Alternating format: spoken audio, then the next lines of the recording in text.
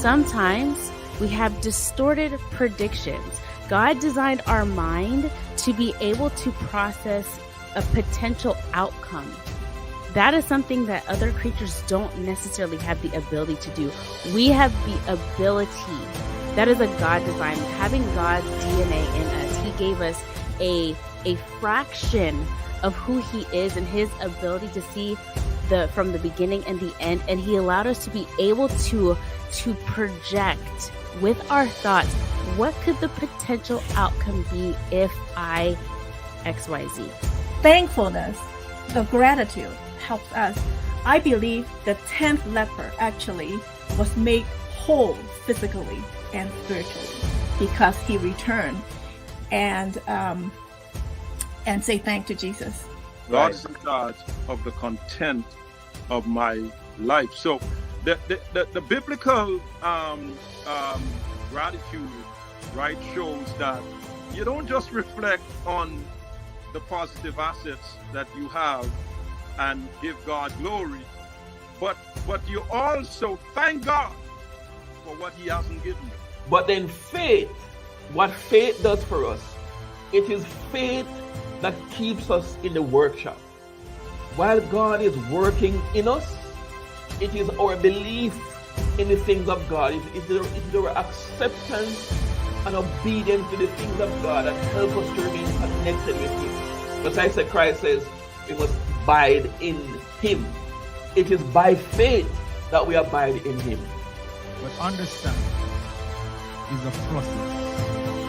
It's a process. Sometimes we don't want to go through the process, so we abandon God's words. Don't abandon God's word in your process. Don't abandon God's words in your process. In John 17:17, He says, sanctify them through thy word. Thy word is truth. See, there are many things we can't trust in this life, but I can guarantee you, you can trust God's word.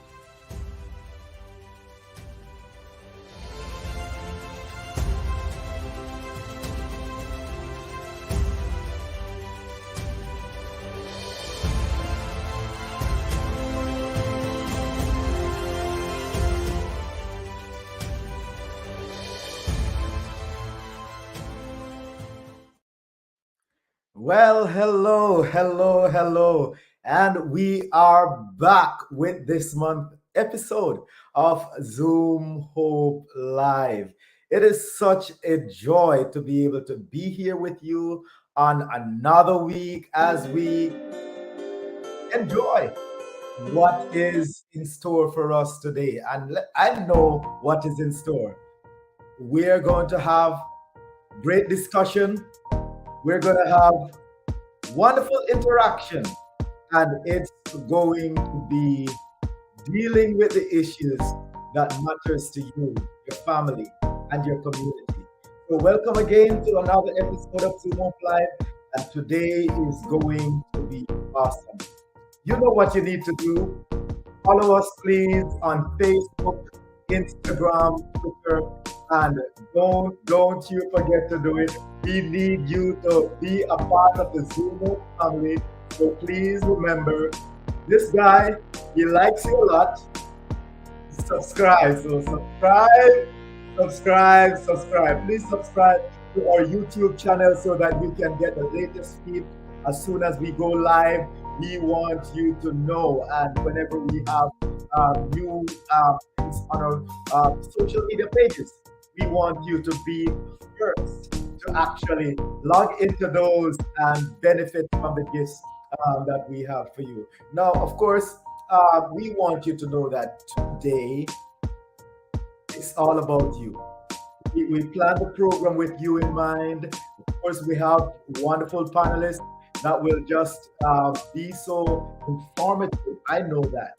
But we are looking forward to hear from you. So please feel free to share your opinions, ask your questions, and we have a segment that we are going to get to those, and we want you to share with us. Please also let us know where you are watching from. Tell us where you're watching from so that you can join in the discussion. Please, if you have not yet done so as yet, Zoom Up Live, we want you to be a part of us. So go over to our website, interact with our blogs, with our past episodes, and just you can use these. I've gotten some calls and person said, Pastor, I've used this with my AY. So you can use it, please. We have some great content that is in our archives. You can go there, and I'm telling you, you're gonna have a wonderful time. Maybe I think we have over 100, maybe going up to 200 different episodes. So you just go there, and it's free for your taking and for your use. So again, thank you so much for stopping by, and we want you to just share this link. Share the link, and let's have a wonderful discussion today. So, what am I going to do now? I'm going to let you meet our guest. Now, the first guest that I want to introduce to you, I know those in the Bahamas in particular, she would be no stranger. She's an awesome woman of God and also a professional. I speak of Nurse Justina Knowles. Welcome, Justina. It's so good to have you with us on Zoom Hope Live. How are you doing? Thank you, and I am excited to be here. Awesome. We're excited just to have you here. Now, I said you're no stranger because I guess I know you. But tell us a little bit, in a nutshell, who is Justina Knowles?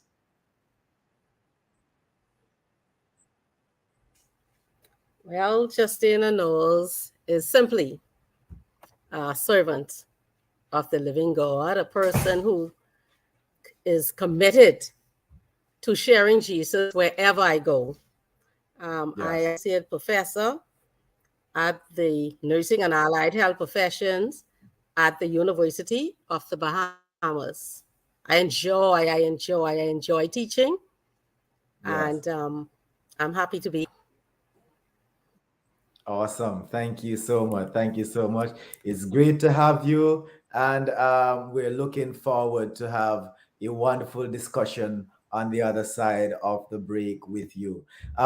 So our next guest is none other than Dr.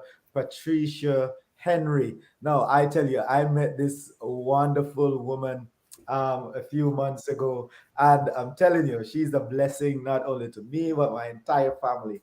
And I feel privileged just to know you, Dr. Henry, and for the blessing that you bring to our lives. Welcome to Zoom Up Live.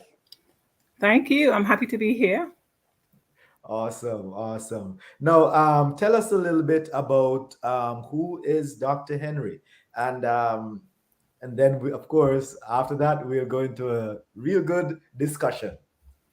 Well, in this capacity, in this setting, Dr. Henry is the Assistant Clinical Director of Clinical at Embark Behavioral Health. And Embark Behavioral Health is the most extensive network of continuum of care for pre-adolescents, adolescents, and young adults suffering from anxiety and depression and substance use in the United States. In that capacity, I am privileged and honored to work with young people who have found that their lives may no longer be meaningful. Right. And so it's a fragile but an amazing place to work where you can change individuals' lives. Mhm. And I deem it, I'm so proud that you have asked me here because I am certain that once this session would have ended, there are individuals who may no longer feel as if they don't have a way forward. And if Right. they're that desperate to take their lives, they have options moving forward in hope. Thank you so much. I appreciate you being here, and looking forward to the discussion on the other side of the break. Thanks again, and we will talk a little bit. All right, so folks, you have met these professionals who are human beings with a heart that deals with individuals who have to grapple with life stresses and sometimes reach that point of hitting the hard rock. Well, Zoom Up Live, we are going to infuse a lot of hope in that situation when we talk about the issue of suicide. So that's what we're going to talk about today. The topic is suicide prevention and awareness among youth and young adults. So at the other side of the break, we are going to jump right into the discussion, and we have a lot to talk about. But just before we go into the role of things, there's a beautiful song by Kay Anthony that I want you to tune into and be blessed as we go into the discussion. Thank you.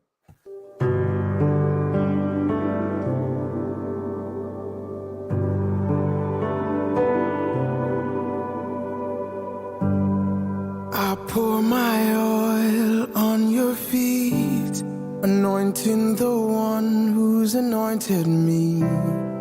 I saved it all for you. I saved it all for you. I just wanna kneel and honor you, pour out my praise and gratitude. I saved it all for you.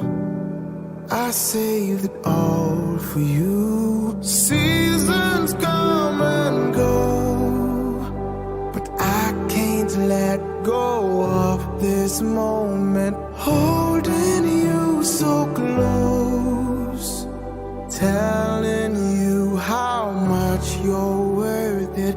Everything I owe to you, and I will freely give it. I saved it all for you.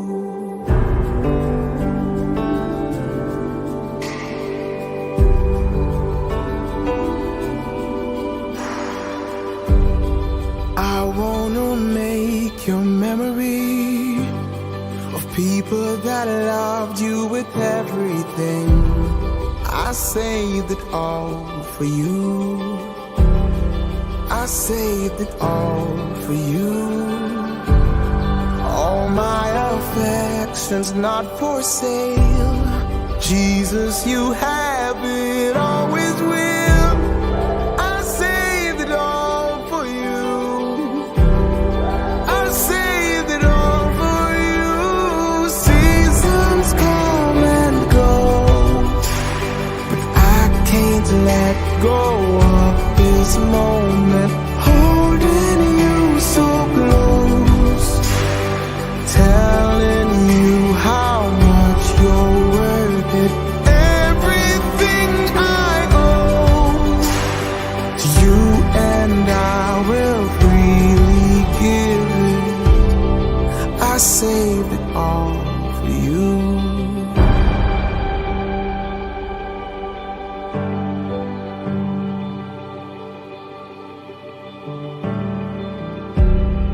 Master, Savior, only you are worthy.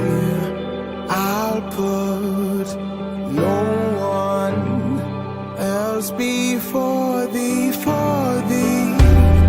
Master, Savior, only you are worthy. I'll put no one else before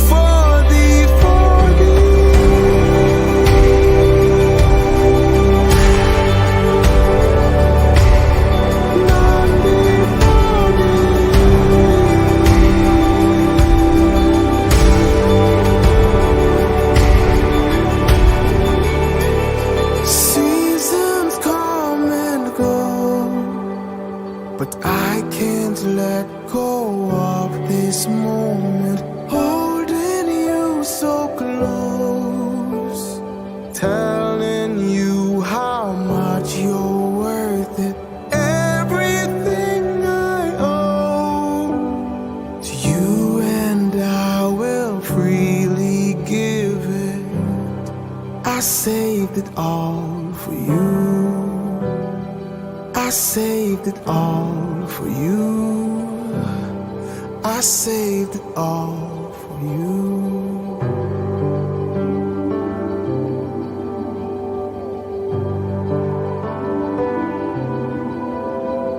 For you.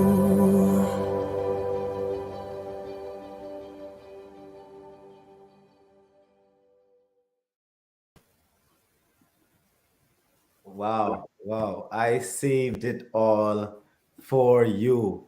Um, I just really can't say how much I thank Kay Anthony for being the leading voice of the Zoom Hope live ministry and his songs as they come to us.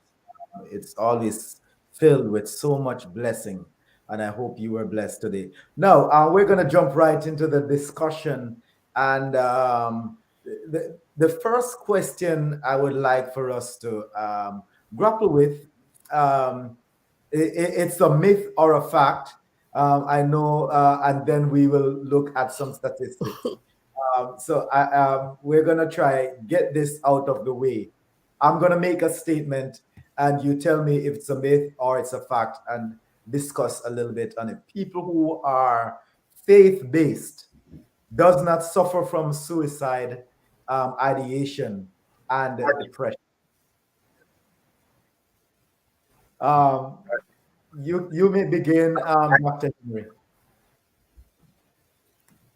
Did you say me? Yes, please. Absolutely. It's a myth. It's a myth. It's a sad truth, but it's a myth. And because of if for those individuals who believe it is a fact, when they do experience suicide ideations and depression, they will not seek help because they may misdiagnose themselves and refuse to get support. Right, right. So it's a myth. All right. So let me hear what you have to say, Sister Justina knows, and then both of you, I guess, could just discuss this a little bit. Sister Justina knows.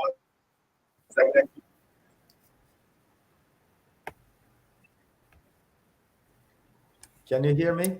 Again, definitely yes. Yes, I can hear you. Okay.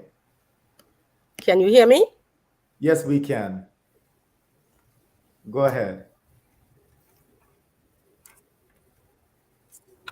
Okay. I am in agreement with the consensus that people who are faith-based does not suffer with suicidal ideation and depression. That is definitely a myth.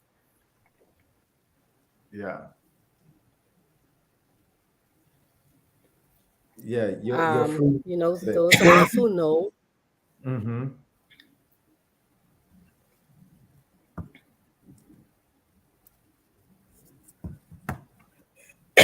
those of us who know about Ellen G. White, Right. who we would read and take some advice from her writings.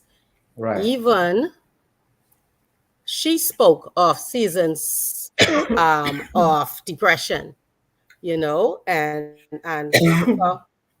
I was reading up, and she described herself as having no desire to live, and and sometimes she said she was unable to muster enough faith for her recovery, Right. and sometimes she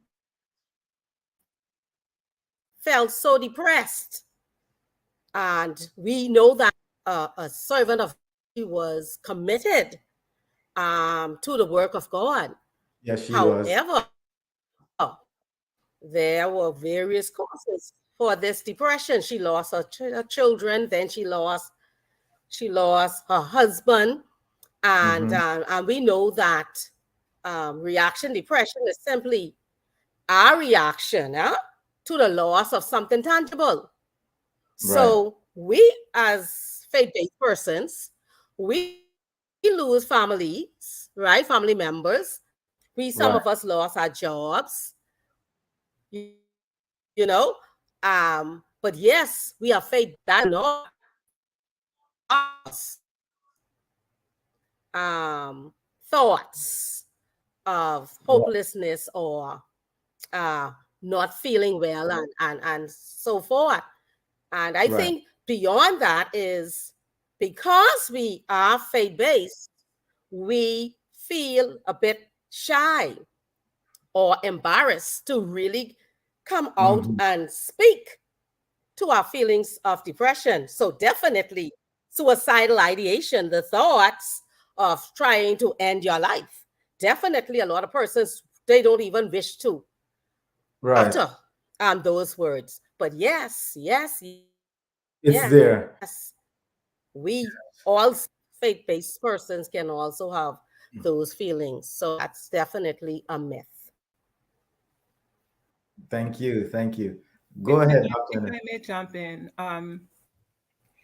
I think many times we seem to forget that we are born in sin and shaped in iniquity. Right. Our very physical beings are our physical body is fragile, and because of sin, we are subjected to so much. When you think of the human brain, you have to think of the brain as a physical structure, as part of our body, and our mind, which is the thinking, the part that makes us who we are, our personality.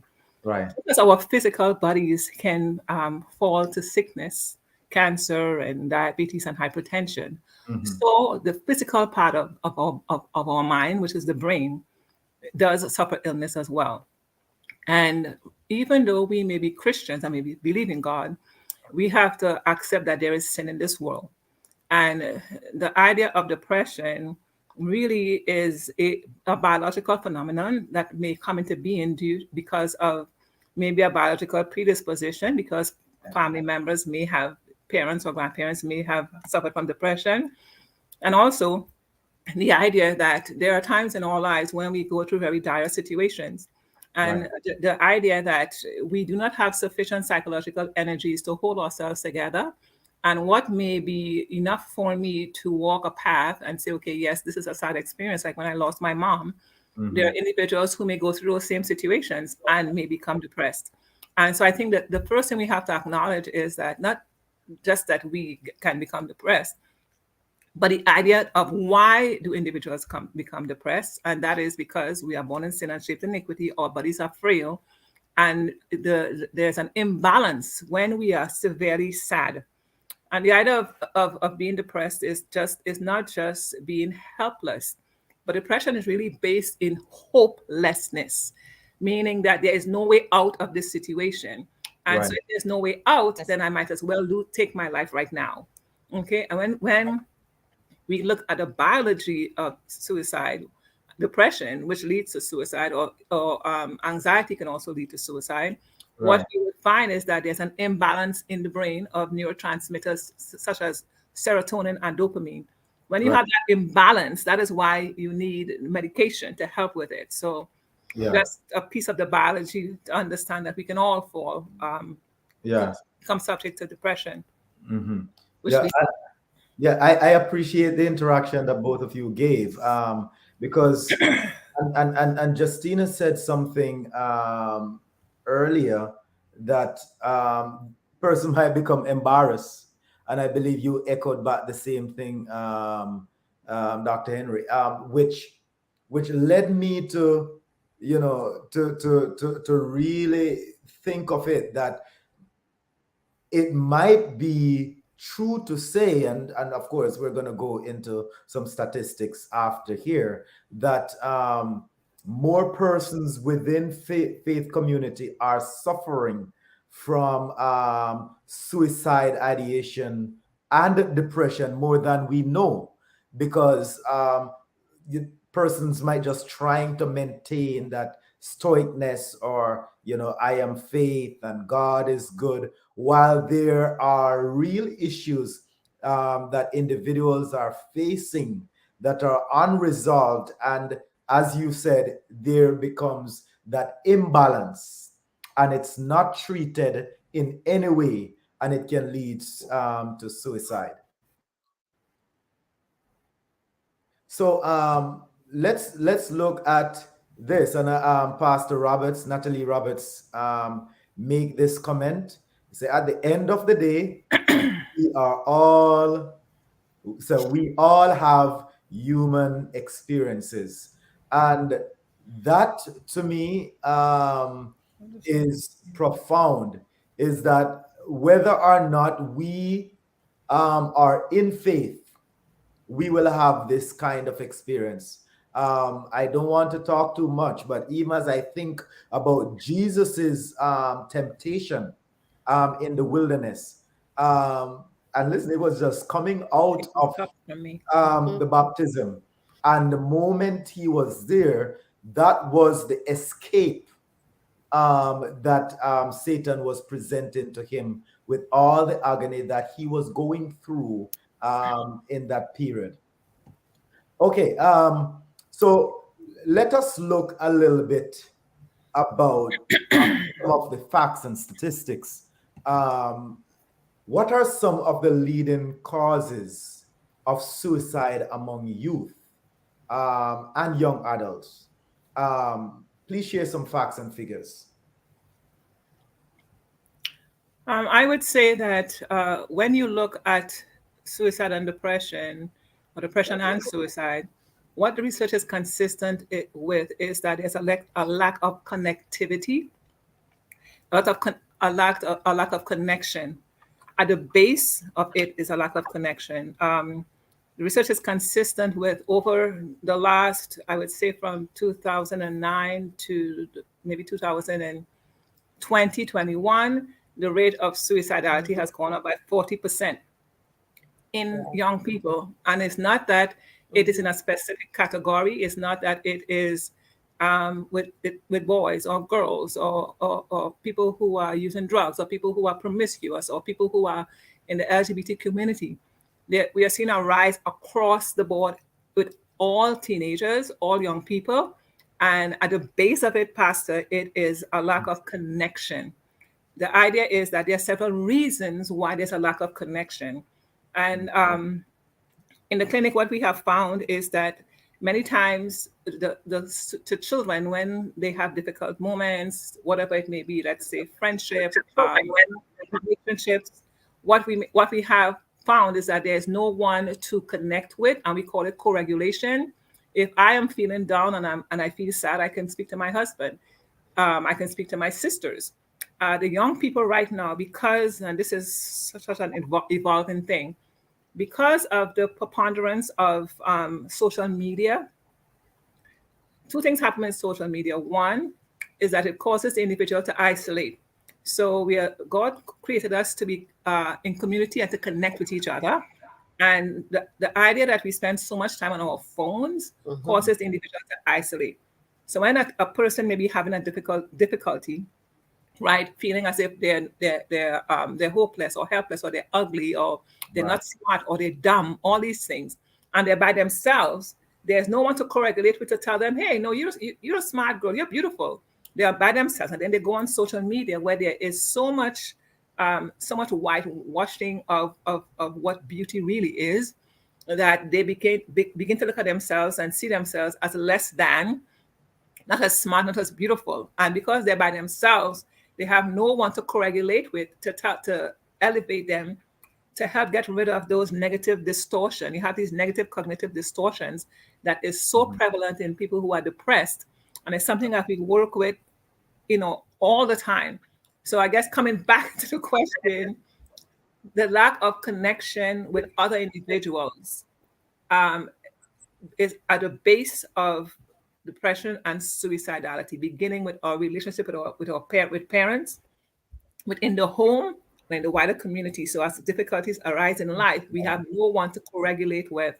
And of course, I want to also say that if you have a genetic predisposition for mental illness, when sad moments arise, it would make the individual less equipped to manage those negative experiences.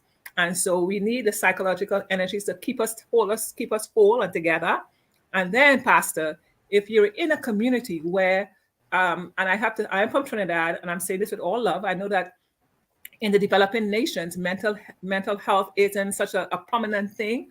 People Right. are still ashamed of it. So imagine I'm suffering. I have no one to communicate with, to share my sadness with, my hurt. I'm so embarrassed because my pastor is telling me I need to pray and pray, and God is going to help, right? And then the community itself is not embracing the fact that mental illness is real. Then what happens to that individual? So those are some of the things why it make individuals become depressed and then go to the point where they want to take their lives. Amen. Amen. And very, very, very interesting that you say that about the prayer band-aid, and of course, we all believe in prayer, but as you're saying, there's sometimes some deeper issues that needs to be discussed. Yeah, I can speak to data. What data shows, right? The data says that it has increased by 40% in the last 10 years or so. The data shows that with the prevalence of the iPhone, that is consistent with that. The data shows that there is a 50% increase with individuals who are in the LGBTQ community. The data shows that if we don't have support, if there is no support, if I cannot come to you and say, this is what I'm struggling with, I'm by myself, and that this sense of hopelessness and not being accepted Right. and being an isolating of the individual is huge. Right. Thank you so much. Let me hear what you have to share on this, Justina, because of course, Dr. Henry's here in this side.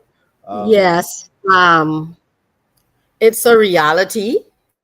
Our situation right now with suicidal ideation and even actual persons actually carrying out their plan. We know in the US, they're saying that it's the third leading cause of death among adolescents. But we have some issues that experts have met. I thought right back to what Dr. Henry was saying, feelings of powerlessness. This is anger, lack of discipline, bullying. Bullying is a common issue that many children are dealing with at school, right? And they want to feel a part of. So then we have this pair connection. I want to feel belong. I want to feel loved. I want to feel a part of persons within my age group. So when the bullying starts, it's a subtle platform for suicidal action because the children want to be a part and persons are bullying them, embarrassing them in public, right? And you will see parents will see sometimes children would say, we have to pay attention. And we are seeing that our adolescent girls, I'm speaking now to the Bahamas,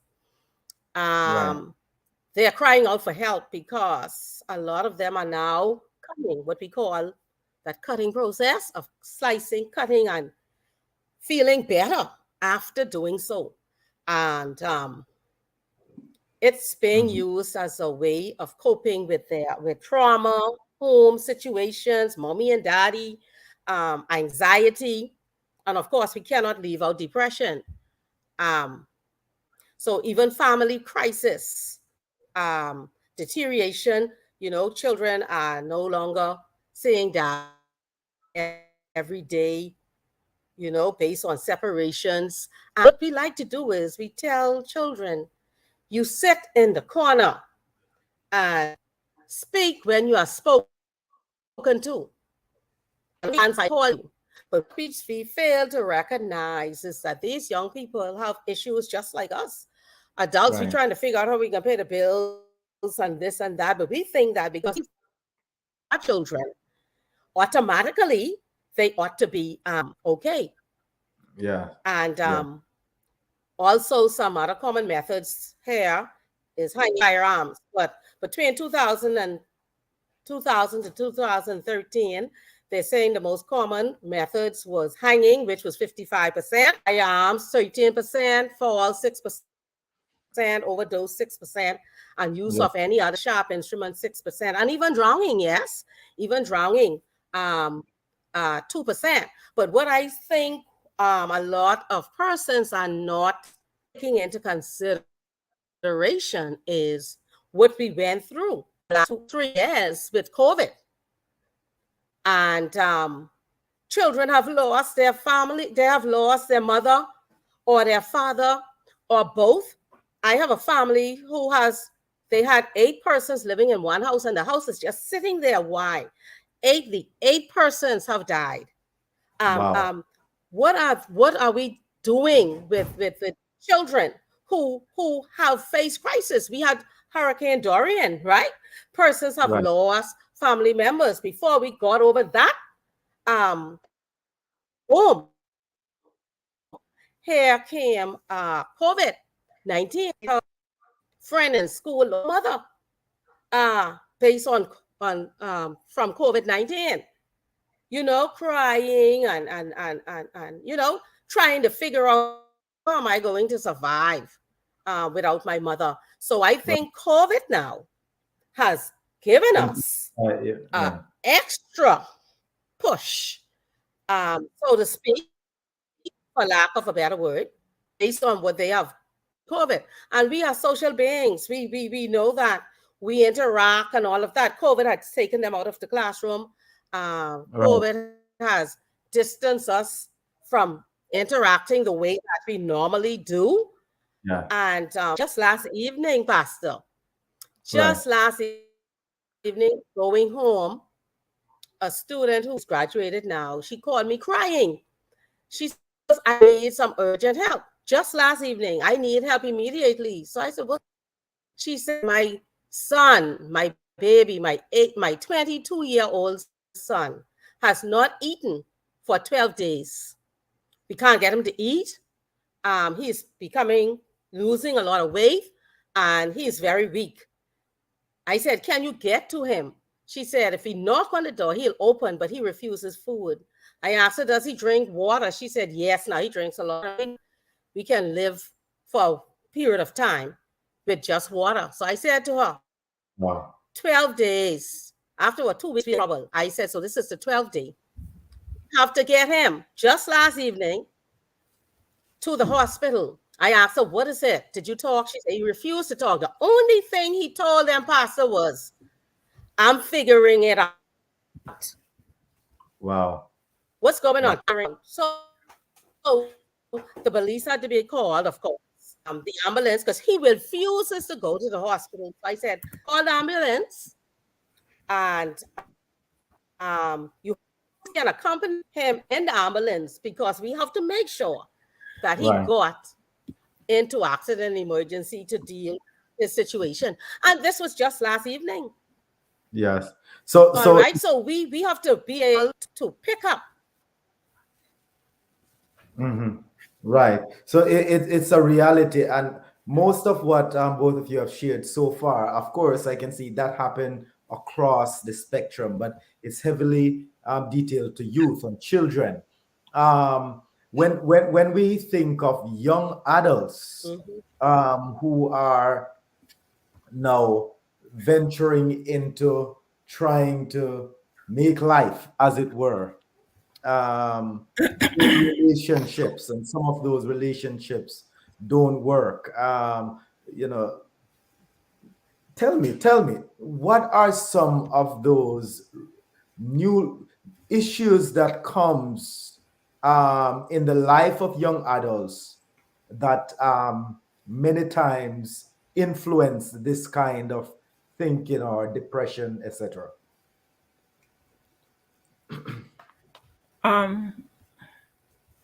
I want to say that so each person is different, and so we are looking at what a general consensus would be for people becoming depressed. And because we are so varied, what we do in my profession, in that we would be focusing on diagnosing the individual rather than identifying what would cause. So yes, we have um, some there's loss, whether it's Assessment, death yeah.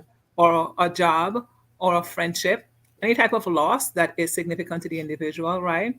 And it is individual, because what may be disturbing to me may not be disturbing to you. So loss is huge. Acceptance is another thing. If you don't feel accepted or belonging, that is huge. Being not being part of a group. We are meant to connect, and if you don't have friends, and you see the world is going ahead, people are advancing, you feel as if you're stuck. And so, what we are looking at, because if we focus so heavily on the things that may cause it, we may miss the warning signs. And I think what Okay. we need to do is not so much focus on what may cause, because I have had I lost my mom, and I have to tell you that my brother, who still lived with my mother, his experience was quite different. And so we should focus more heavily on the symptoms. What do we see? What can you see in an individual to make you think, oh my goodness? So the gentleman who you just spoke of, so it seems as if when an individual caloric intake or their eating goes down, that's a huge thing. So you're looking at Mhm. their appetite. There's either increased appetite or decreased appetite. People Yes. engage in emotional eating, and so they may gain weight or they may lose weight. And you may have hypersomnia, sleeping very frequently. I have patients who sleep 14 hours and still get up tired. Or you have hyposomnia, which is sleeping a little bit, no need for sleep. And there are different types of depression. So you may have just major depression, or you may have manic depression where the individual don't sleep at all. A good person to think about right now is Kanye West, who is bipolar. So he has these episodes of mania where he just keeps going. Um, you have loss of interest, it's called Anxiety, anhedonia. So depression. you loss of interest in things. So if you have a child who is no longer interested in the things they used to engage in, that should be a sign. If they're Right. not eating, that's a sign. If they're eating too much outside of what Yeah. they should be normally eating, that's a sign. If they can't sleep, or it's too much sleep, or they're always fatigued, always tired, that's another sign. Feeling guilty or worthless or hopeless, those are signs, as well as an inability to concentrate and focus on their work. Now, if your child historically may have had, like eating, and it may be a little chubby, that's different. But we're talking about changes that take place over a period of time. We're Right. looking at the onset of these changes. We're looking at onset. We're looking at duration. We are looking at intensity. Because when you're diagnosing an individual, in my work, I work, as I said, with pre-adolescent, adolescents, and young adults. Right. In the clinic, we have what we call a PHP, or a partial hospitalization program. So I have patients who are with me for 5 hours a day, and then there's an intensive outpatient where they're there for 3 hours a day. So in the morning it's 9 to 2:30, and in the evening it's 4 to 7. All these individuals, I'm looking at a 13-year-old who has attempted suicide 3 times. So all the kids in my program, in the program at the clinic, they have attempted suicide at least one time. And yes, they are engaging in maladaptive behaviors because they do not have the ability to cope. So they're seeking ways to help them cope. And because, as I said earlier, if you don't have connection and you don't have someone to co-regulate with, to share the problems that you're having, you're going to find other ways to cope. And so, yes, you have individuals who turn to substances. You have many of my the patients, they're vaping, and vaping is a huge thing because there's nicotine in vaping, right? But the industry is so brilliant. What they've done is that they've created all these amazing flavors, strawberry and Yeah. lychee and all these different things, where it is their method of getting the young person addicted to the substance. So when they get older, they'll be continue to use nicotine. So they use substances. I have patients who are every day addicted to THC, which is marijuana, alcohol. I mean, hard alcohol. So the idea is that, how am I coping? I'm going to use those things. How am I coping? I may become hypersexual. How am I coping? I may cut myself. I had a patient once who, in the clinic, sent for me, and I went to her, and she opened a sharpener and took the blade out and cut in her and came to me just bleeding. And so the idea is, when people are so depressed, possibly become numb, And so you're wondering, how on earth could this person cut themselves so deeply? I had another kid who take a box cutter and cut like this. And so you're wondering, oh my goodness, how can they do that? Is it not painful? The reason they can do it is because they are so depressed that they have become numb. And when they cut, it helps to acknowledge some sort of feeling in their bodies, right? And so we spend the reason they're in the clinic for so many hours a day is because we are teaching them skills. We are teaching them to be mindful so they can identify the triggers and the urges they have that would lead them to harm themselves. So I think the focus, while we're looking at behavior, what may cause it, I think the bigger piece is faster to focus on the symptoms because each person may respond differently. And diagnostically, we're looking at what causes it. Not what causes it, sorry. We're looking at the symptoms of depression. And as I said, insomnia, hypersomnia, caloric intake, we're looking at loss of interest in fun activities, no motivation, can't focus, can't concentrate. All those things would eventually lead to suicide ideations. Right. No, I have a few follow-up, but I just want to hear what Nurse Knowles has to say in regards to the warning signs. But I have quite a bit of follow-up, both online as well as what I'm thinking. So let's hear from you, Nurse. Okay. To add to what Dr. Henry has said, we know same sense of folklore. They will say, I don't. Isolation also, you know that your child was always into activities and all of a sudden they are just alone being and isolating themselves. And also we found out that aggressiveness and irritability is also a warning sign. Feeling, some of them said they felt as if they were a burden to others. So we must be careful as parents. Oh, I have all these bills to pay and you wouldn't do. We have to be very careful. Also, drastic changes in their mood and behavior. And also frequently talking about you, boy.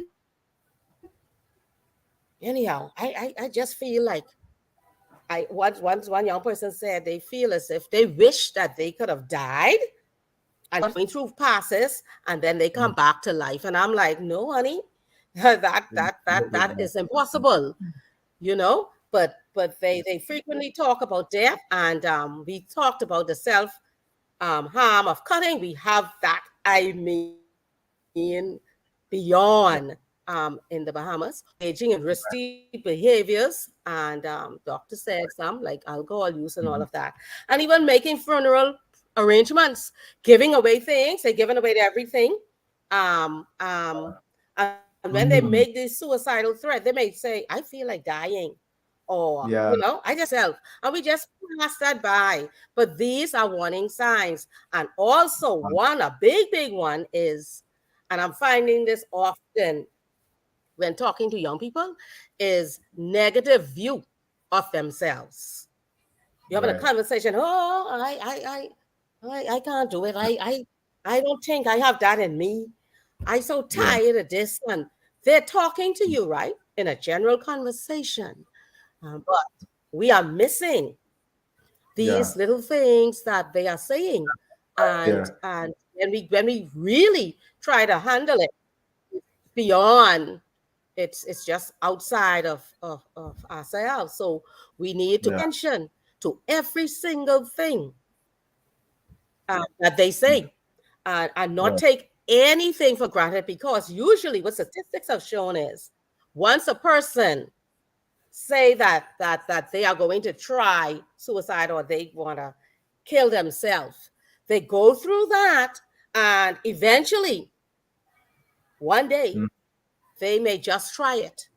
You may say it's only an idea, but once they have expressed that, that is time to really, really take it serious. And I go back to the church, Pastor. A lot of us, a lot of persons have children who are grappling teenagers like losing it, and we just pacify it.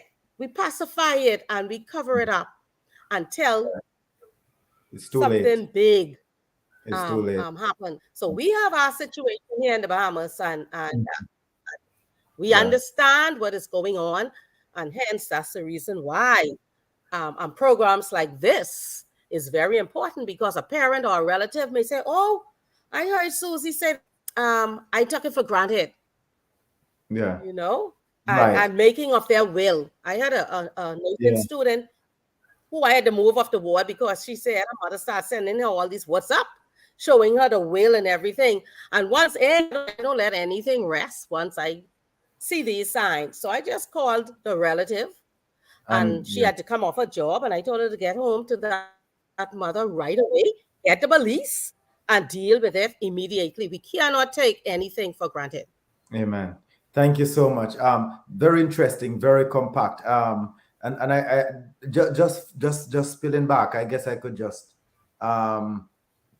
instead of asking a lot of questions, just make some comments and then relate to those online.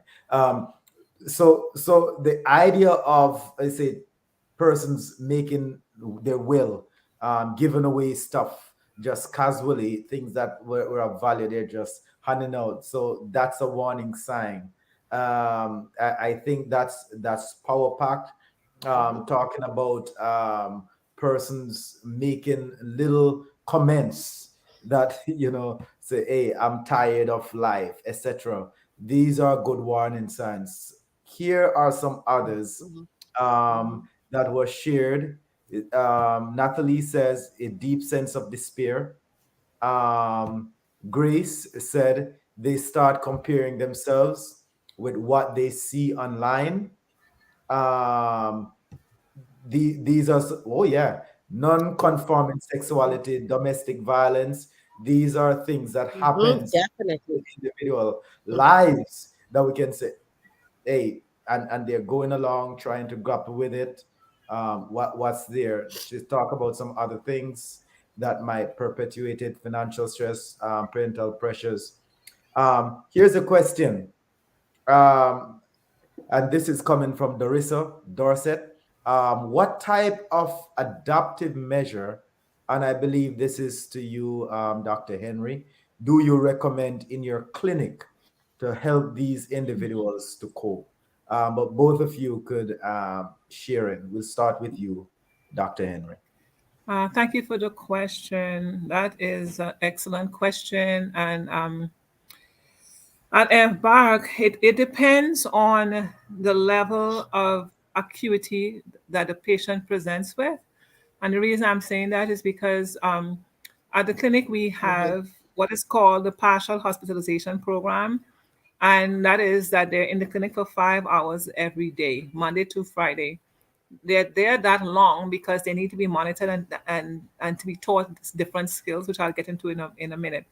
Once they would have, we have stabilized them with different skills and medication, they step down to an IOP program, which is now 3 hours a day. So now they can actually go to school in the morning and then they come straight into the clinic for 3 more hours during the week.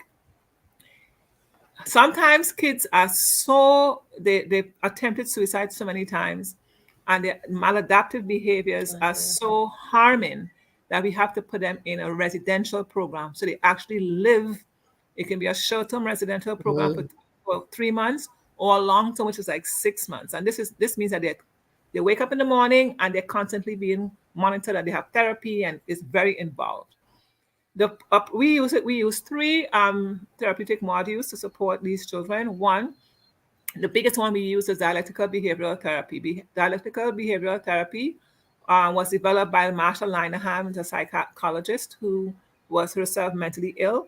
And this module focuses heavily on distress tolerance.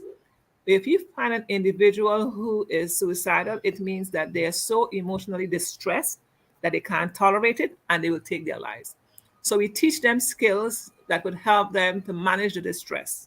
Yeah. And the skills, so we do that because some students come and they have trauma. We look at trauma focused cognitive behavioral therapy. Yeah. And if they have, so if they're substances, we look at Smart Recovery, which is a program we use to help with that, but specific to skills. We look at mindfulness. This could go on forever to have this discussion. We look at mindfulness. I teach my patients to understand that their bodies keep the score and it's connected to their brains. So whenever you will have an urge, and your body will tell you when you're having that urge, right? You will feel something. We teach our clients to be mindful of their bodies, and when they have the urge, to apply different skills. So one of the skills that we would teach them is for social isolation. I'm isolated. I don't want to engage with people. I'm afraid because I'm so anxious and I'm suicidal.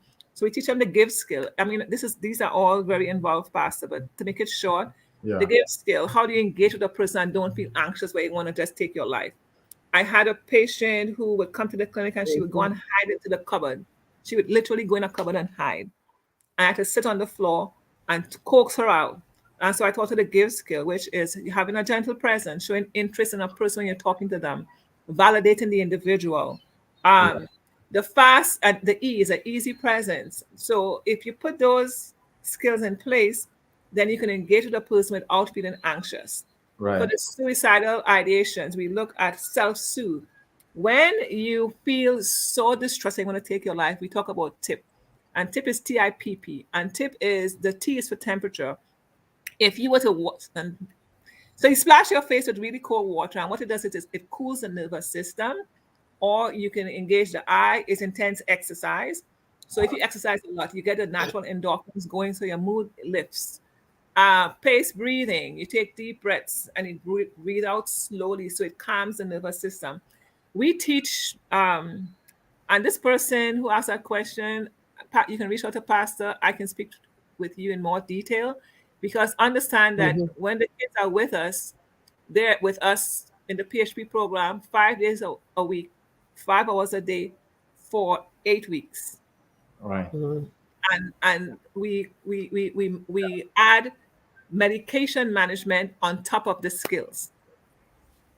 And so these kids are stepping down from residential care. If you are so desperate, desperately depressed, that you want to take your life, this cannot be undone in 1 hour a week therapy.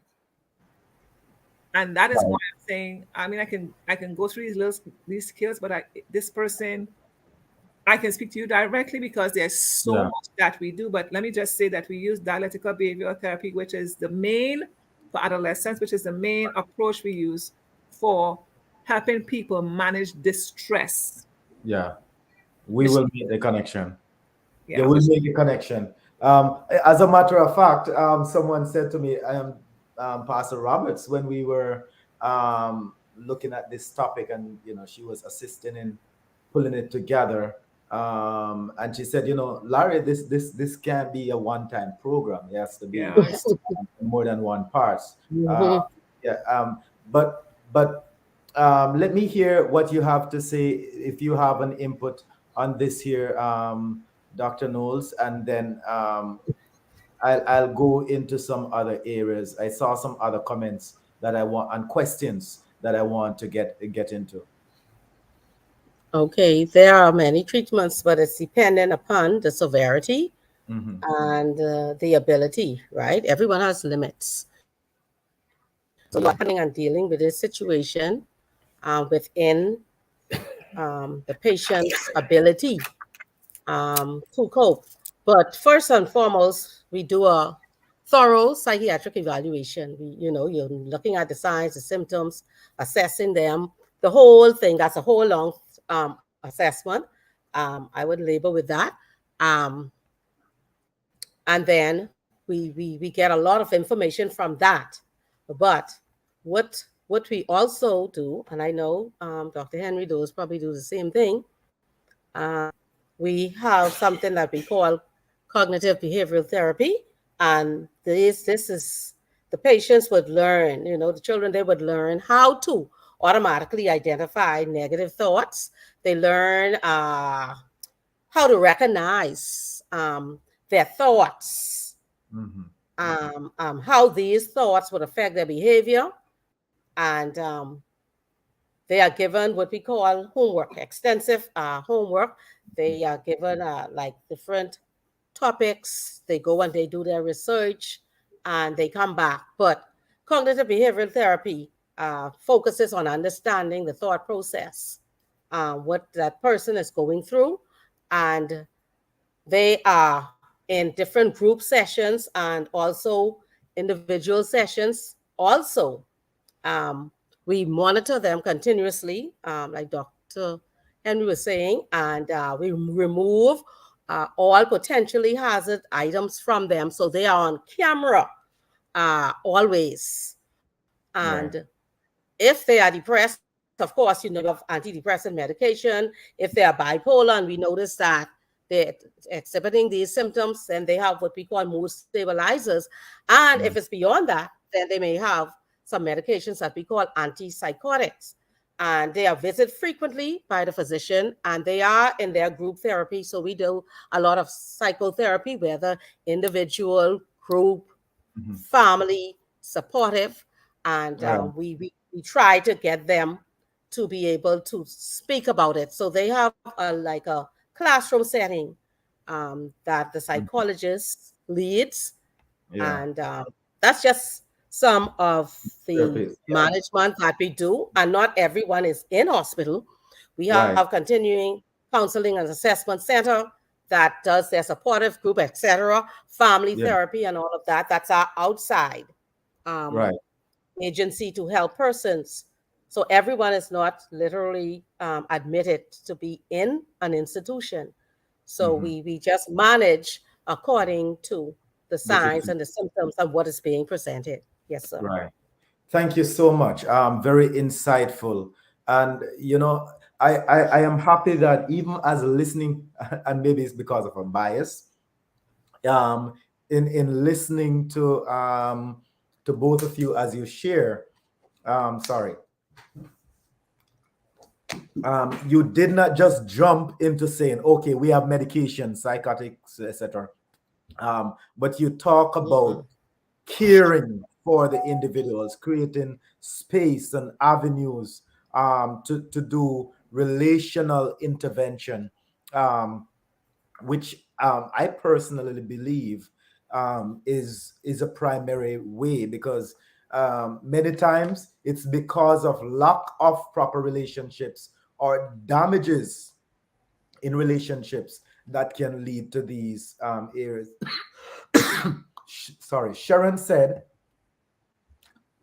we can listen to their story without judgment.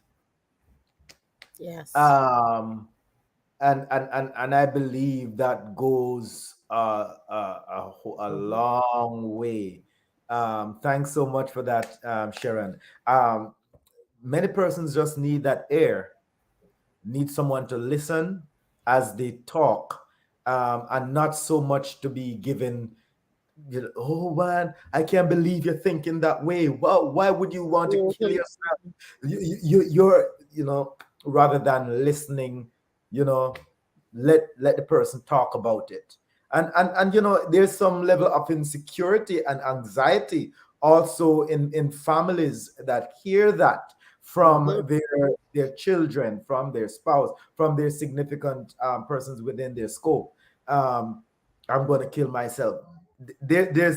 It brings a certain tension, and many persons are not equipped to actually listen through and to make the right advice. And I hope that this program, so far, will really provide some answers there. Now, let's take this question here, and if we could take it in a nutshell, please let's do that so that we can go to another viewer question, which we also have in our discussion points. What skill, and Grace is saying, what skill would you use for depressed toddler?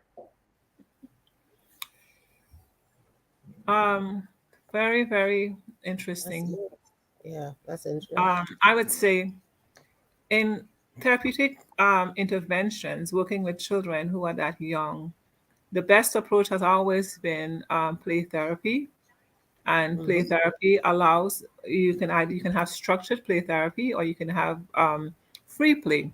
Structured play therapy would be me specifically setting up characters that the child would be forced to use to create a storyline, and free play with me just having toys out. If a child is depressed, a toddler, it means that a child is at a disadvantage.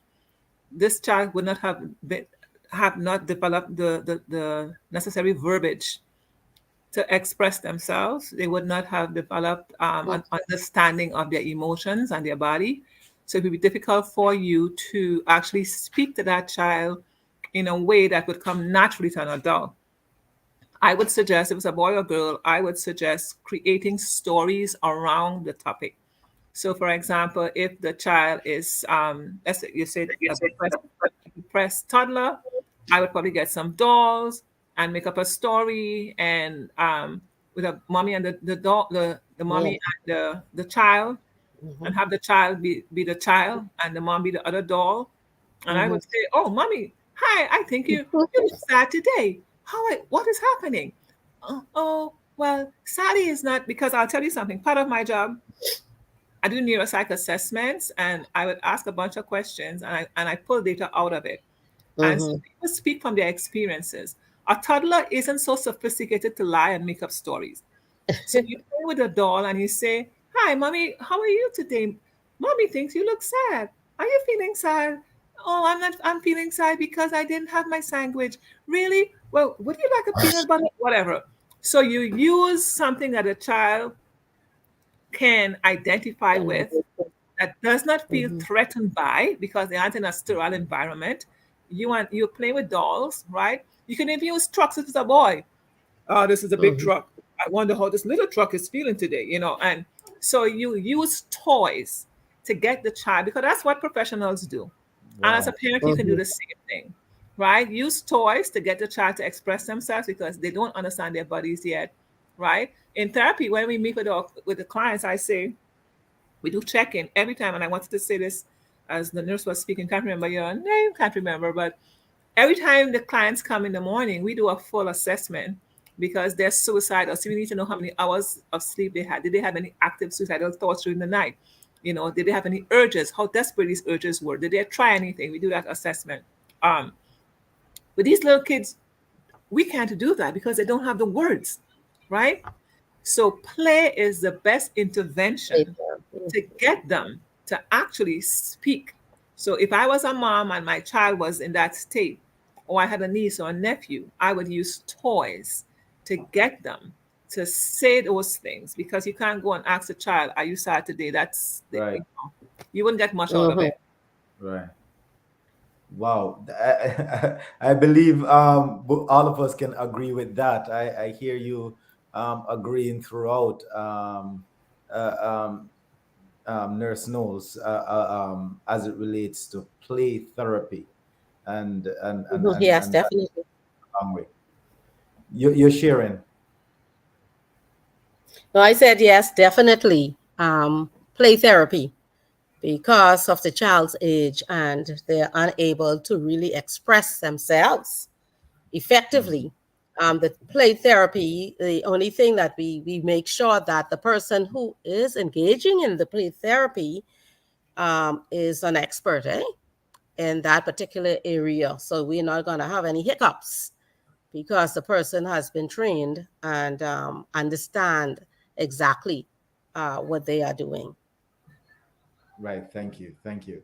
Now, we want to go to another question, and this is what Darissa asked.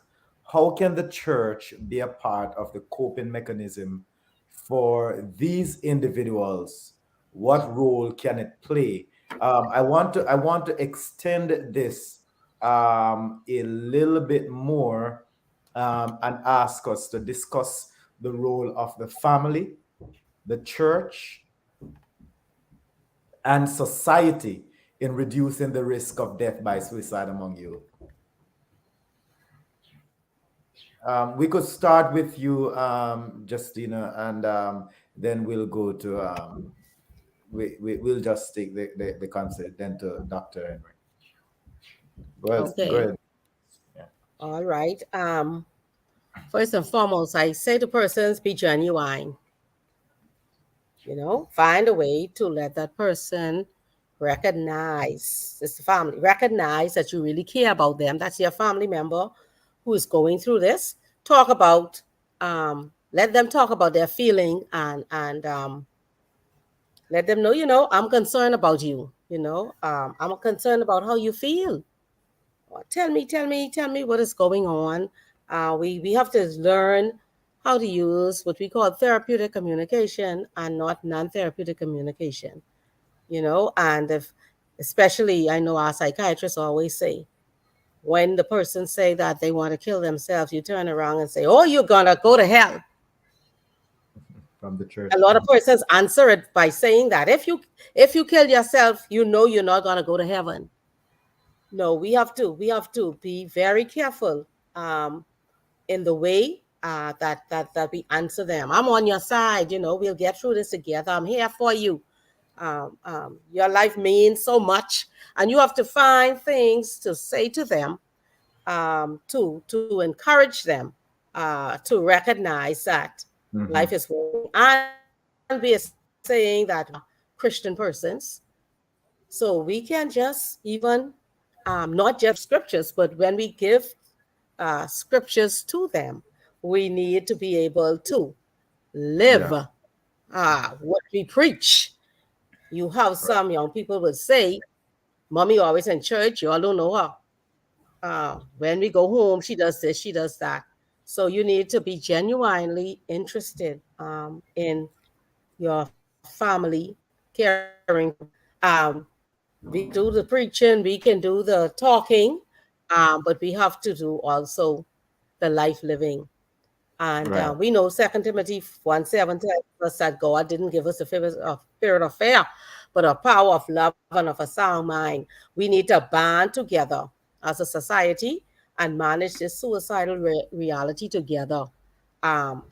Again, like forums like this, individual and public awareness, professionalism, and like I'm wearing my orange because orange and yellow are the colors for suicide prevention. Um, and it's like the yellow and the orange is associated with lighting a candle. So they have used that internationally. But we need to give the message,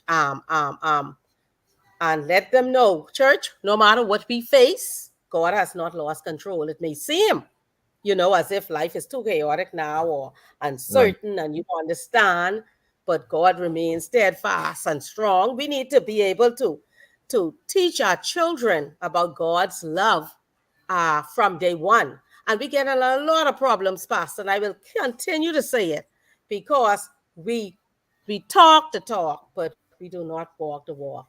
So getting Amen. public persons to understand what is happening, families loving, church not judging persons, and society banding together, and rallying forces, combination, so that we will Mhm. be, or I should say, have less suicide, because suicide is a reality. And so I end with Isaiah 21:10. So do not fear, for I am with you. Do not be dismayed, for I am your God. I will strengthen you. I will help you. I will hold you up with my right hand. So just cast all your anxieties upon him because he cared for you. But these children should be in these different scriptures and all of that from day one. So it's a Amen. joint effort, family, church, and society banding together for the betterment of reducing suicide. Thank you so much. Thank you so much. What's your input on this, Dr. Henry? Uh, Before I went to work at the clinic where I am right now, working with adolescents, I was the deputy director of psychology at a state hospital. I work with adults. It was until I went to work with adolescents that my perspective in dealing with people who are suicidal changed. What I was told by the young people is that they feel very invalidating when people tell them you have your whole life ahead of you, because they're aware of that. That when people say to them that, you're so young, you're so beautiful, look at this, I wish the very first thing I want to say to everyone who is listening to me, if anyone comes to you Mhm. and they say to you they're suicidal, the first thing you say to that person is, I am so sorry that you're so sad. Something like this, that you feel like you have to take your life. It must be awful for you to feel that way. Notice there's no judgment, there's validation. You're not validating that they want to kill themselves. You are validating that they are so sad. You're sitting in that sadness with them and you're They're going saying, through. Yeah. I am so sorry that you feel this way. It must be awful for you Mm, to have this experience that you think you have to take your life. That is what you say to them. mm-hmm. You don't quote Bible texts. You don't ask them what their mother did or what their father did, right? You want to let them know in that moment, I see you. I see you, the person who is in pain and in sadness and want to end their life. And I'm sitting here with you and I'm acknowledging that you're Mhm. in pain. That is what you do. That's the I first thing hear you do. you. And you let them speak. Mhm. Yeah. If that person in that moment is unable, after what they would have shared, and you would not have questioned or judged, right? They share and you ask, you want to know, is this an active plan? And this is really important. People are suicidal and they have a passive plan. I wish I can die because this is happening. But people may have an active plan. Have you started? This is what I do every morning. Have you started collecting items? How are you going to do it? If it's by a knife, I call the parents and you need to put away all the sharps in your house. I'm going to take an overdose. Parents, you need to get rid of all the medication in the house, right? So you need to know that. If that person in that moment is unable to commit to safety, in other words, when I walk away from you, are you going to be okay? Right? If the person at the beginning of the morning, if the person says no, I do a complete, or I have one of my clinicians do a complete assessment, suicidal assessment. If at that moment that person cannot commit to safety, we call the parent and they are hospitalized. If the parent, if they refuse to go, the police call. Right? At the end of the night, the same thing happens. Right? Right. In that moment for you, and listen to me, people, there's no shame and no fear. Because if you walk away from that person in that moment and they take their lives, tell me how you're going to live with yourself. So if the person cannot commit to safety, you tell them, Mhm. yeah, I am so sorry you feel this desperate, and I want to support you. And the best way I can support you right now is making sure that you're safe. You don't elevate your voice. You're not yelling. You keep a very calm tone of voice. You're not speeding in your Mhm. speech. You're very paced. You're very purposeful in the words that you use because you don't want to exacerbate the situation, Mm-hmm. right? That's how you handle that. With regards, and really wanted to say that for everybody to understand that. With regards to the church, there's nothing like education, right? We need to educate the populace. There are too many people within our denomination who believe that we don't get depressed, we don't get mental illness, or they may believe it, but they're afraid to go. We need to destigmatize mental illness so Right. that people who are suffering do not feel ashamed. If I can come to you and say I have COVID, which have killed so many people, why should I be ashamed to come and tell you that I'm depressed? Right. We need Right. to destigmatize it, Suicide right? is killing so many people. Yeah. I want Mhm. to just teach you guys really quickly. So the bigger picture, that's the first part of the question. The church is education and accepting that we do we have mental illness in the church and there's a way out of it. They can have therapy. If it's really severe, they can have therapy and medication. What research is consistent with, Pastor, is that the best approach to serious mental illness is a combination of medication and therapy. Medication, because mental illness is of the brain, Right. right? And the therapy is important because once you would have taken care of the mental illness, you have broken relationships, right? That the therapy helps you put back into place, Right. help you put your life back in place. So we have the education, right?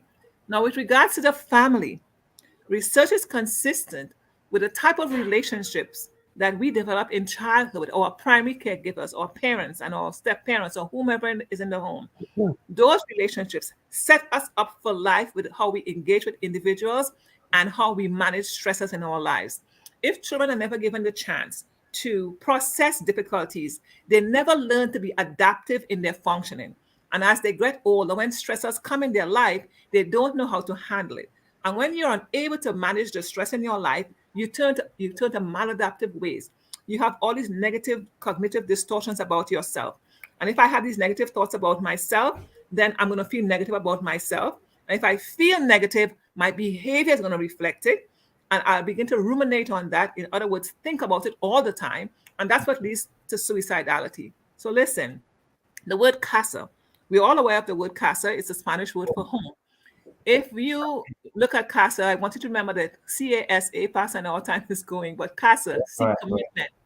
We have to show our children that we are committed to them. Regardless of what happened, I'm committed to you, right? This is where the family comes in. I'm committed to you physically, spiritually, emotionally. So when my child comes and says something to me and I know I'm wrong, I say, you know what, Ife, I'm so sorry. Mommy misunderstood you. I apologize. So I'm teaching my child that I'm committed to her regardless of acceptance. Many of us, when we have children, we have to we have these dreams. We have these little kids and we have these enormous dreams, these enormous shoes we want them to fill because they're going to be the next great or the lawyer, the first this and the first that, right? And then we have to grieve that loss because when our kids get to the preteen ages where they begin to separate and individuate, they separate because they come in their own selves and they becoming their own individuals.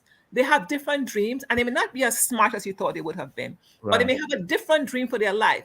We have to mourn that loss and allow them to grow up in that way, but support them, right? That is acceptance. Security. That's the S, security. Am I creating a secure environment for my child? When my child comes to me, am I raising my voice and elevating my voice and belittling them so they don't have emotional security? If your child don't have emotional security, when they're struggling, they will not come to you to say, this happened at school. I was bullied online. Why do you think there are so many people chilling online who commit suicide? I have a personal friend who was on her way home and her daughter called her and said that the younger child was found hanging in her closet. My friend. So if we don't create security, emotional security, when our children are struggling, they will not come to us and tell us, this happened to me in school. This boy did this to me. I failed my subject, whatever. And the last one, and this pastor is a whole 3-hour discussion, but the last one, attunement. Attunement means that when I see you, pastor, when you go to your wife and you look at her, you can tell right away if she's okay, if she's not okay. Right. Miss Nurse, I'm sure you have a ring on, same thing with you, right? It means you're attuned to your spouse and you can ask them and you can have the discussion. If we are not attuned to our children, we cannot look at them and see that they're struggling. We cannot support them because they're here and we're here, or we are here and they're down here. Right. We have to be attuned to our children. And CASA is a whole workshop that I teach over the course of time with my parents because they have to learn how to CASA. I had a parent who last week, and this is really huge. One of my patients was transgender. And he finally told the mom that he wants to be a girl. When I met the mom told me, excuse me, I have a cough. I will never accept that I have a 16-year-old daughter. I have a 16-year-old son. And I said, I know you're grieving that loss, but right now you need to accept this is where they are. It's not like you're going to say, you know what, in God's eye, this is amazing. This is wonderful. Yes. But in their grief and sadness, what are you going to do? Right. Okay. So I'm not sure, Pastor. I know that idea Yeah. Show up emotionally. for your children. Yes. Yeah. I think what you're saying is just so profound. It's right. Casa. Just being there in these ways as the acronym suggests. You know, a lot of things playing on in my mind, and Natalie, that's Pastor Robert, said this again yesterday. He said, suicide is not about death. It's about escape. And I thought of that when she said it, and it kept on playing. And even as the conversation is going to, because many times we tend to just think, well, it's about the death. The person just want to die, but really the person want the proper way to escape. And maybe all the other things that they would have tried, talk about drugs, relationships, sometimes even conversation, but do not get the escape that they're looking for. And a thing like CASA, let's go again. C is for Commitment. C, that's commitment. So commitment to safety. C, A, Acceptance. acceptance. S, Safety. A, Attunement. atonement. So those are very important, and I think we can run with those. Let's see some of the things that were shared here. um, okay, here again, say routine therapy. Um, okay, you're getting some amen there. Direct empathy. So as both of you spoke just now about the role of the church, the family, or the family, the church, and society, I am seeing a level of interdependence. At a first glance, it would seem as if someone struggling with suicide, okay, that's the duty of the professionals, are those who are trained. But based on the conversation here, at closer inspection, it seems as if both of you are agreeing that it takes all entity to deal with perhaps the same thing at different time, on the same person. So while maybe the nurse or the psychologist, doctor might realize that the teacher in the classroom, there should also be a call to the home. Say, hey, please, there's a plan, see this through, and there's not a commitment to safety. Remove the pills, remove the sharp edges, and so forth and so on. Monitor, one of those things you said, it might mean that that person need proper surveillance, you know, uh, but being there, it's not just saying, oh, well, okay, this person is abused domestically. Social service, come find a place for this person to go. That person's there by themselves, being abused. But you're saying it should be that the entire community come together, home, church, and society, to actually, as best as is possible, seek to bring that person back, to health. Okay, we are out of time. Um, yeah, we're out of time.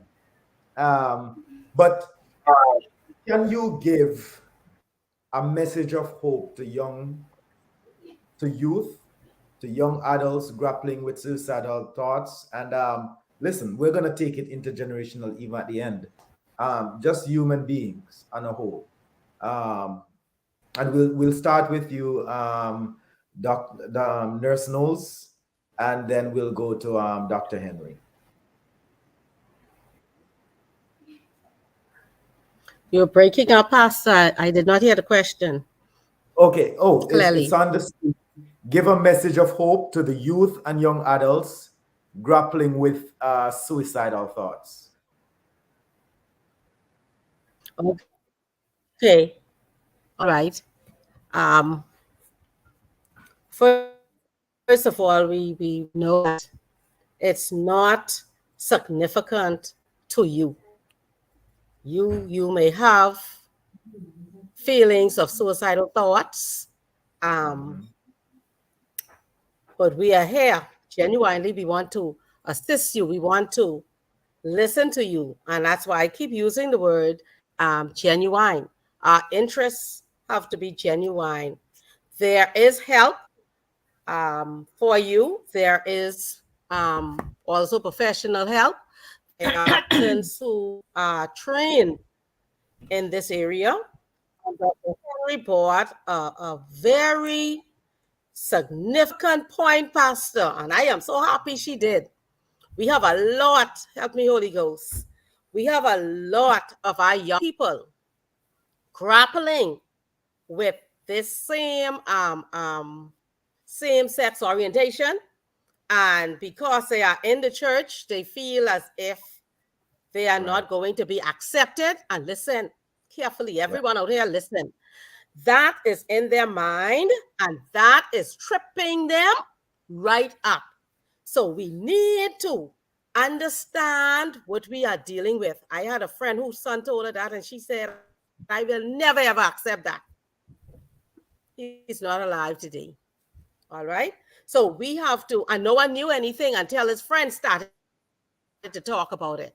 So be careful how we answer them if that is where they are. And to me, that is one of the leading issues in my country. And I am sure we have statistically to make substantive analysis of this fact.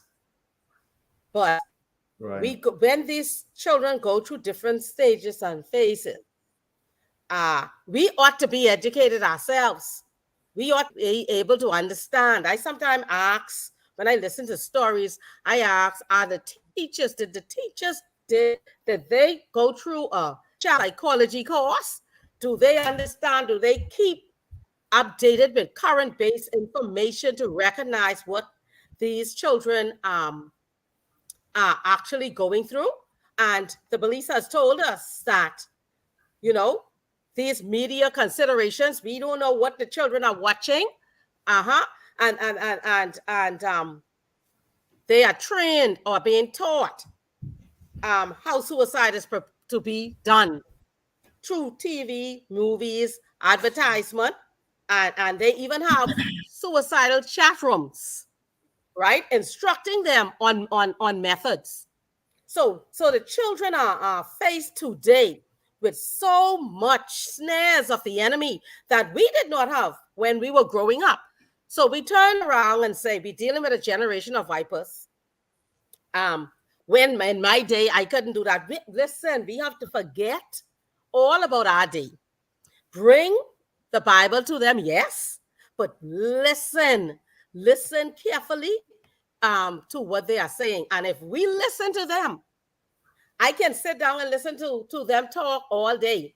They're grappling with suicidal ideation. We should never shun them away. That is time for our antennas to go up and for us to sit down and express through our actions, not just our mouth, our genuine concern for them, and then allow them to understand that we are here for them.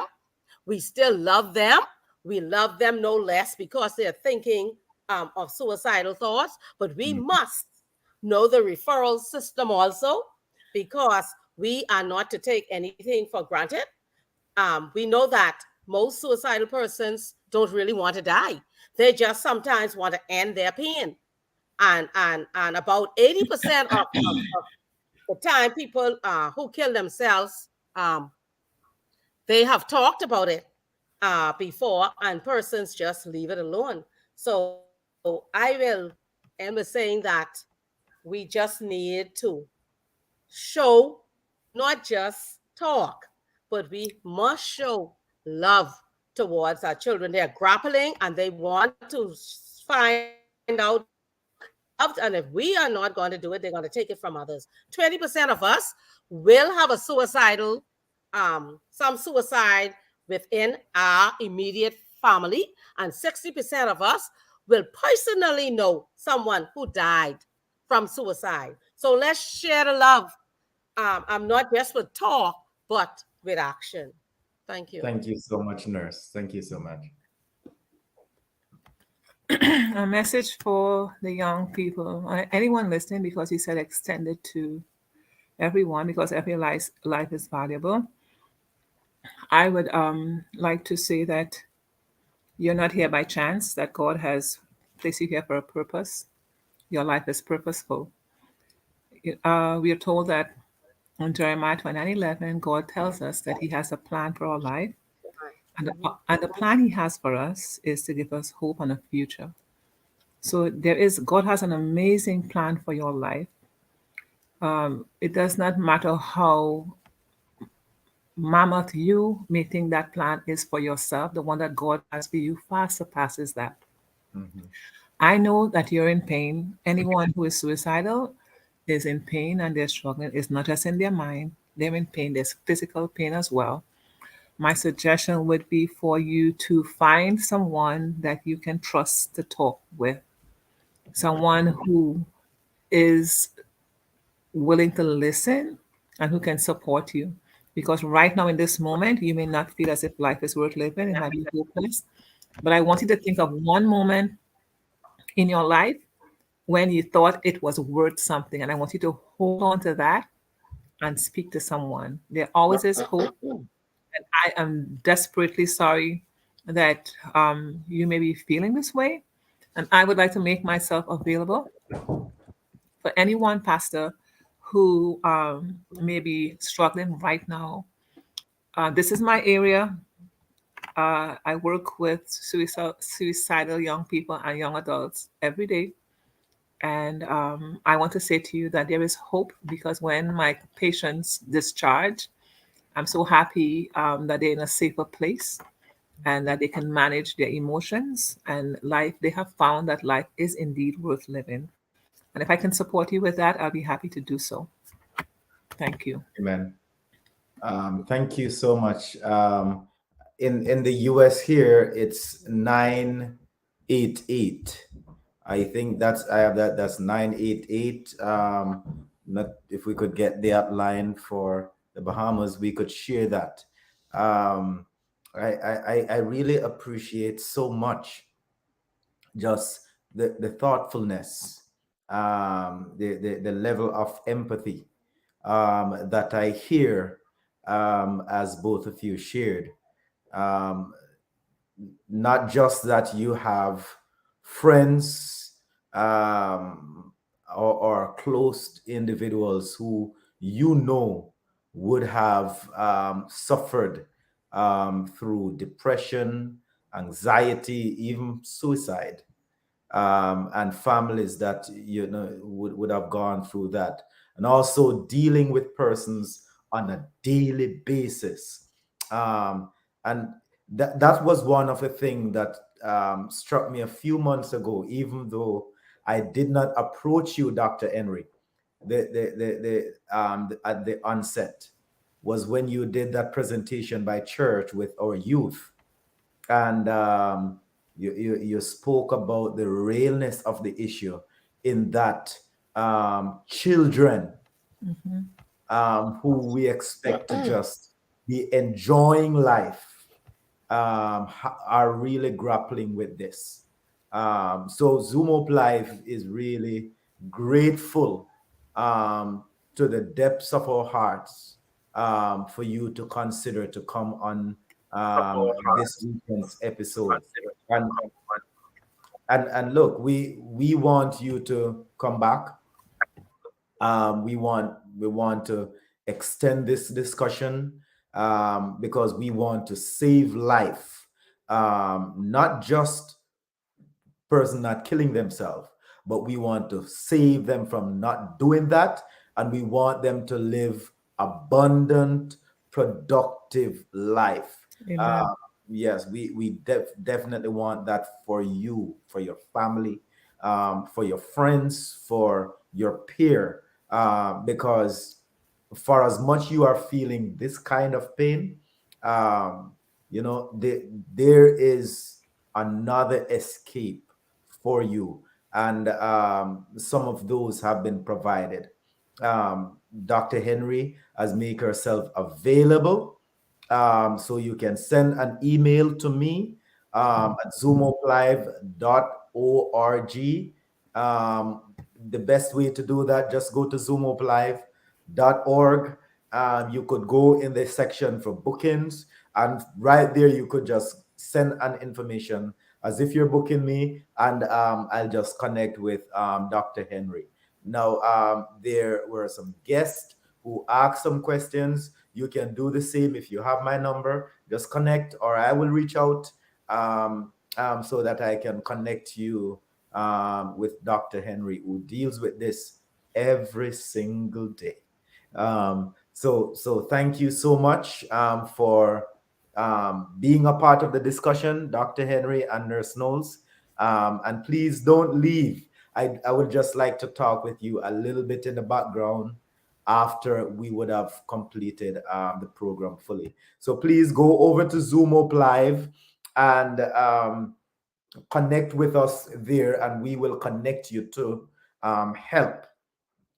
Help is available, not just in a talk show, but help is available tangibly for you, your family, your children, your spouse, your community to receive through Zoom Up Live. So please connect with us as we want to play our part. Listen, this is a place that you come and you hear your issue being talked about. Listen, one way you can make sure that you don't miss an episode is to make sure that you are a part of our social media family. So follow us, please, on Facebook, on Twitter, as well as on YouTube. We want you to please subscribe, subscribe, subscribe. Please subscribe to our YouTube channel and be a part of the Zoom Hope family. Again, you have listened to the discussion, suicide prevention and awareness among youth and young adults. Now share it so that others can benefit from what you have benefited from.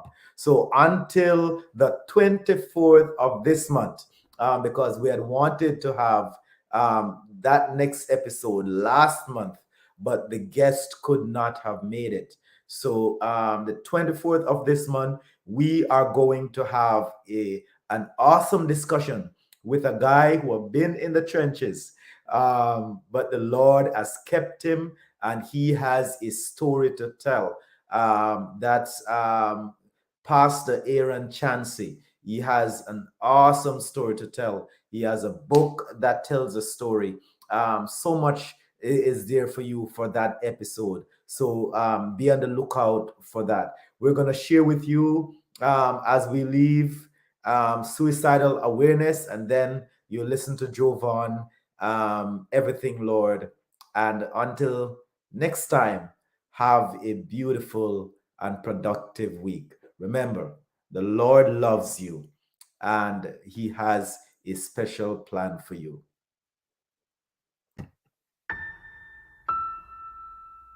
I have my ups and downs, just like anybody else. Maybe more than anybody else. I can be hard to figure out. And I like my privacy. I don't want you looking over my shoulder all the time. But you know your kid better than anybody else. And if you think he's acting different than usual... Acting really down, crying all the time for no good reason. Or getting really mad, not able to sleep, or sleeping too much. Shutting her friends out or giving her stuff away. Acting reckless, drinking, using drugs, staying out late. Suddenly not doing stuff he used to love. Or doing stuff that's just not like him. It might be nothing to worry about. It might just be high school. Or it might be something more. He might be depressed. Not just feeling down, really depressed. It might be that your kid is thinking about killing himself. It happens. More than you think. More than it should. And people say, I had no idea. I thought it was just a phase he was going through. I never thought she'd do it. I wish he'd come to me. I wish he'd said something. I wish I'd said something. When it's too late. So if you think your kid's acting different, if she seems like a different person, say something. Say, what's wrong? How can I help? And ask straight out. Are you thinking about killing yourself? It doesn't hurt to ask. In fact, it helps. When people are thinking about killing themselves, they want somebody to ask. They want somebody to care. Maybe you're afraid you'll make it worse if you ask. Like, you'll put the idea in their head. Believe me, it doesn't work that way. It doesn't hurt to ask. In fact, the best way to keep a teenager from killing herself is to ask, are you thinking about killing yourself? And what if they say yes? Or maybe. Or sometimes, Well, here's what you don't say. that's crazy. Don't be such a drama You're queen. making too much of this. That boy's not worth killing yourself over. That's not going to solve anything. You're just trying to get attention. You're not going to kill yourself. What you do say is, I'm sorry you're feeling so bad. How can I help? We'll get through this together. Let's keep you safe. a lot of people think about killing themselves, adults and kids. Most of them never try it, but some of them do. So if your kid says, I'd be better off dead. I can't live with this. I'm gonna kill myself, take her seriously. Find someone she can talk to about it, someone who knows how to help. Sometimes kids want to kill themselves because something happened. A breakup, a failure. But sometimes it goes deeper, and it's not going to go away by itself. Get some help. Talk to your doctor. Or a counselor at school. Or your minister. But don't just let it drop. And make sure that your kid always has someone to turn to.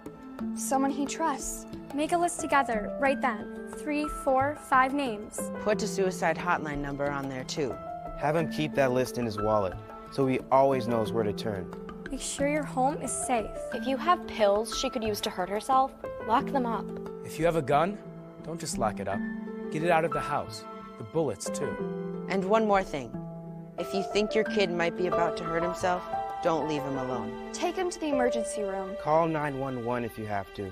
We all have our ups and downs, but sometimes it's more than that. If you think something's wrong, the only way to find out is to ask. Ask straight out. Are you thinking about killing yourself? Don't wait until you're sure. Trust your gut, because it never hurts to ask. And it can make a big difference. All the difference. In your kid's life.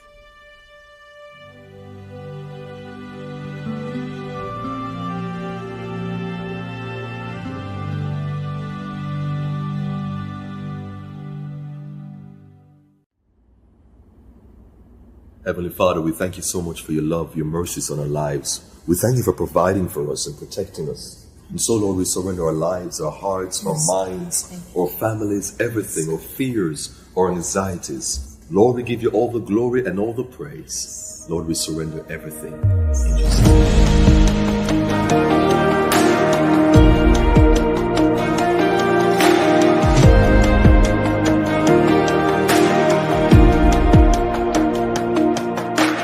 Less of me and more of you.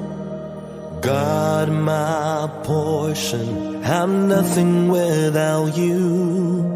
So empty my heart as I overflow. You're my king, so I'm letting go. Everything, Lord, belongs to you. My desires and my dreams begin in you.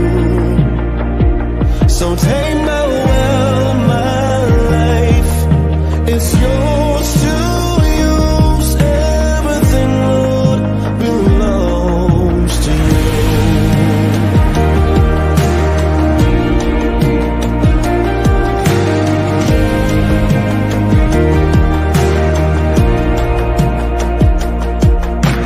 I'm the branch and you're the source. You give joy like strength, hope that endures. By faith I will trust you with all my heart as I lean on your everlasting arms. Everything, Lord, belongs to you. My desires and my dreams begin in you. So take my will, my life, it's yours to use.